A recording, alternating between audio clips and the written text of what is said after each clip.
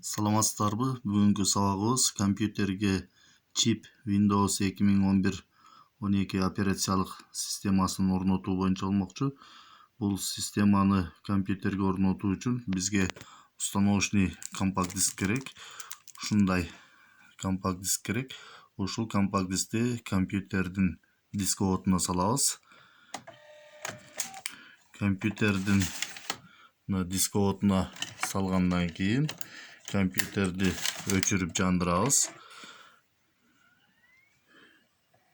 Компьютерди өчүрөбүз.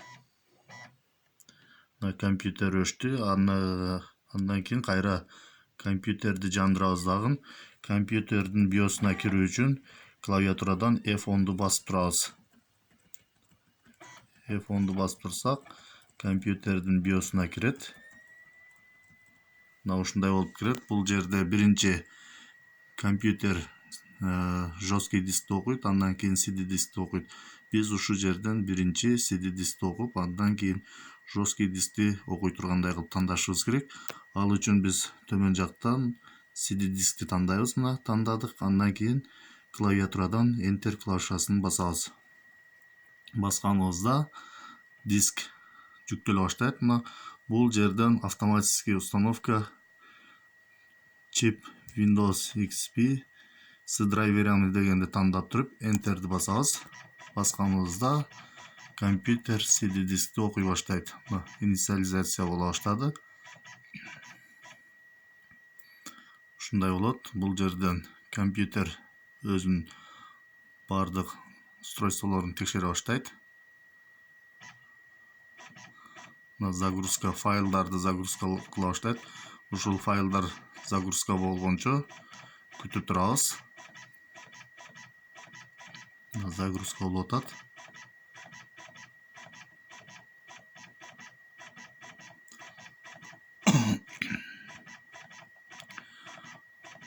Ушул файлдардын баары загрузка болгончо күтөбүз. Загрузка кылып атат.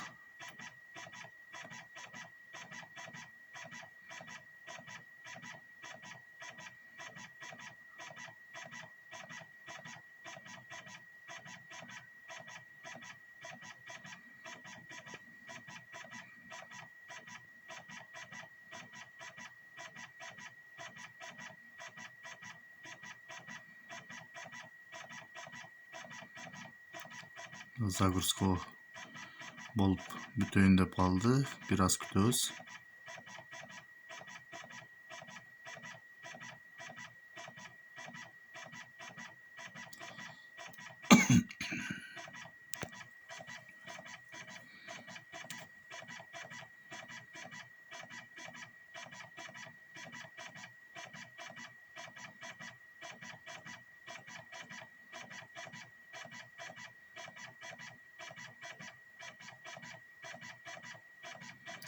Загрузка болоюн деп калды.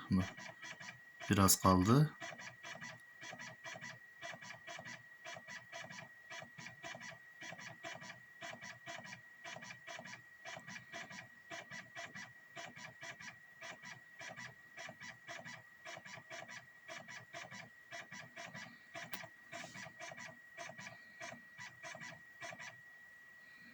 Загрузка болуп бүттү. Андан кийин кайра компьютер перезагрузка болот өзү автоматически. Мына дискти текшере баштады. Дискти текшере баштайт ушинтип. Андан кийин бул жерден кайсы дискке орнотуу керек.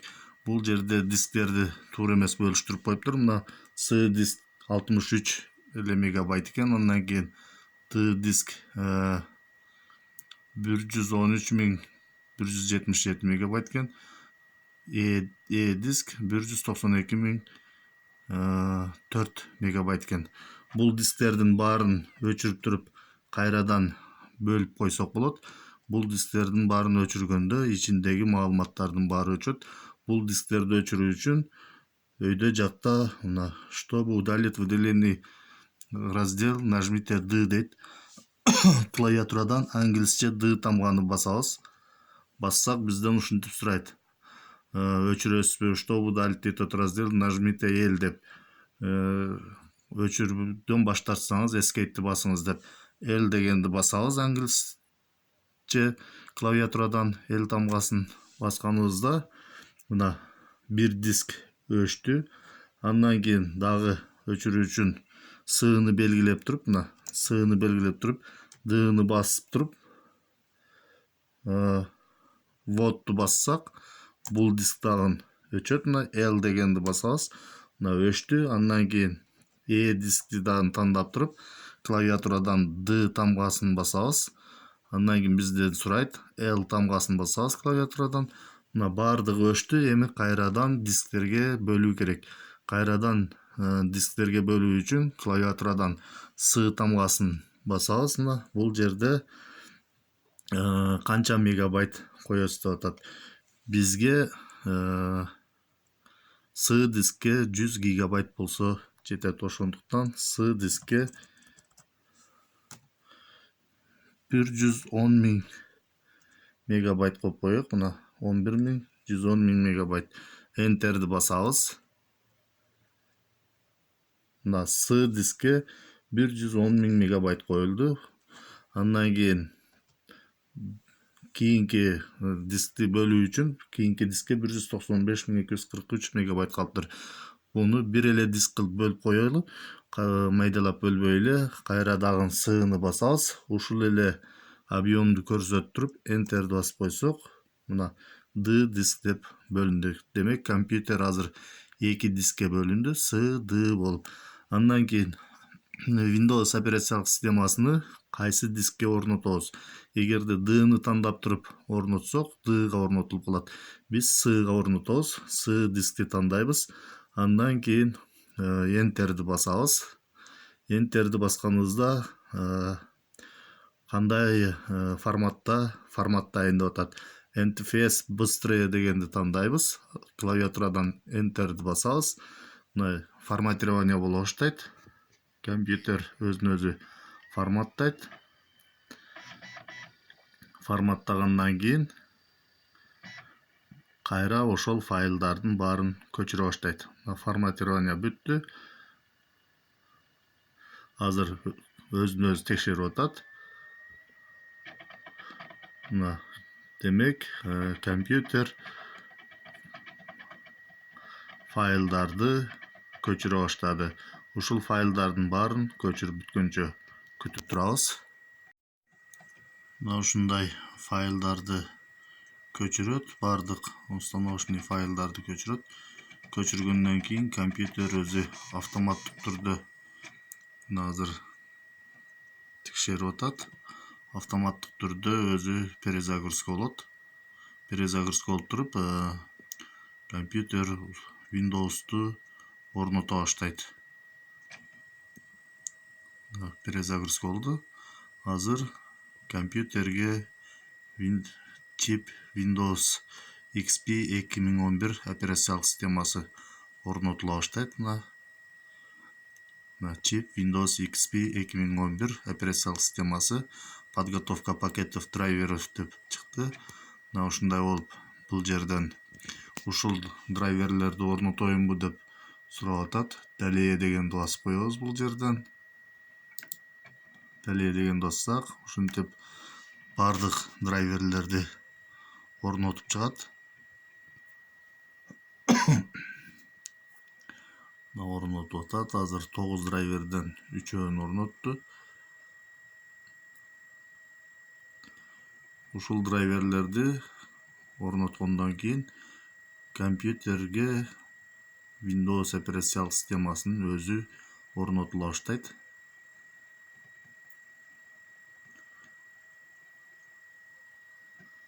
Бир аз күтүп турабыз.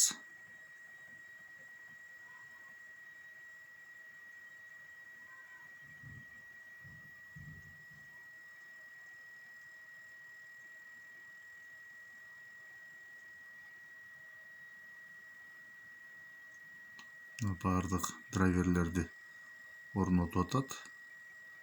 Компьютерге керектүү драйверлерди. Бул жерде звук жана башка видеокарта, ошо компьютерге керектүү бардык драйверлерди орнотуп атат.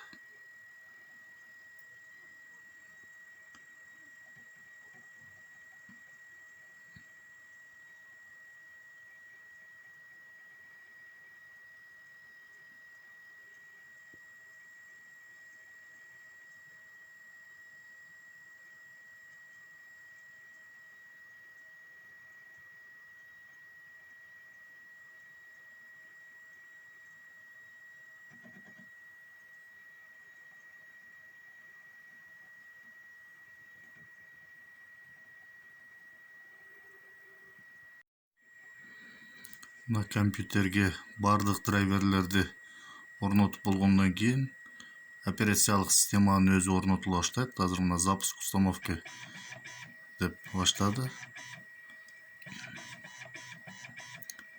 Мына күтөбүз. Пожалуйста, подождите деп турат. Азыр установканы баштайт өзү. Мына установка будет завершена через 39 минут деп чыкты. Азыр установкага даярдагы установканы баштаганы турат азыр мына.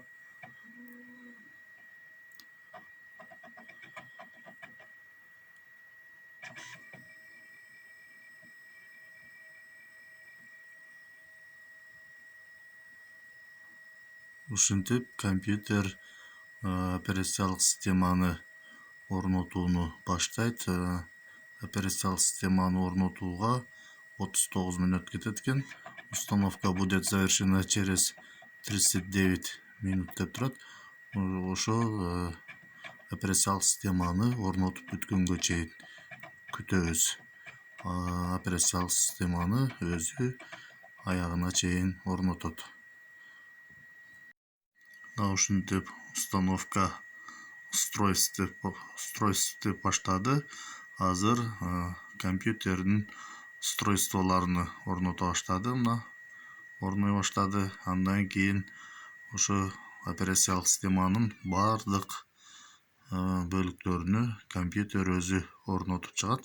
Ошолордун баарын орнотуп чыкканга чейин биз күтөбүз. Мына бизге азыр операциялык системанын бардык компоненттери ушинтип орнотулуп бүтөт. Азыр мына бүтүшүнө 1 мүнөт калды. Азыр удаление временных файлов деди. Мына перезагрузка боло баштайт. Бүткөндөн кийин компьютер өзү автоматтык түрдө мына кайра өчүп жанып атат. Өзүн өзү настройка кыла баштайт. Азыр бир аз күтүп турабыз. Мына загрузка боло баштады.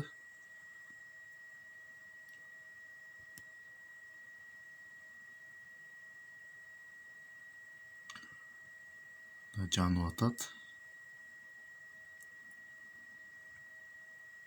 Операциялык система жүктөлө баштады.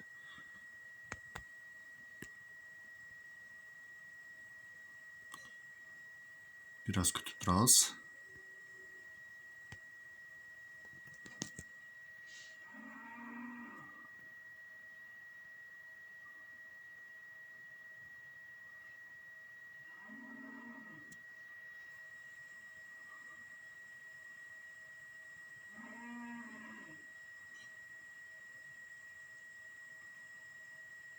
Мына загрузка болуп атат.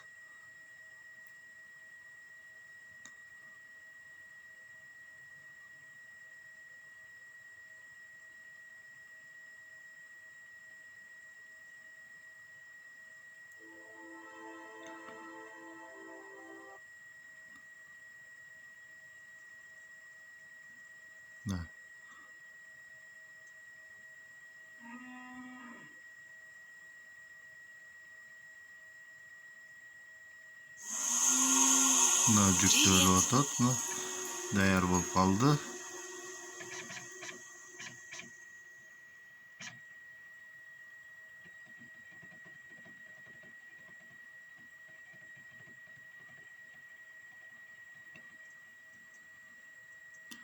Загрузка болуп атат азыр. Бир аз дагы күтүп турабыз.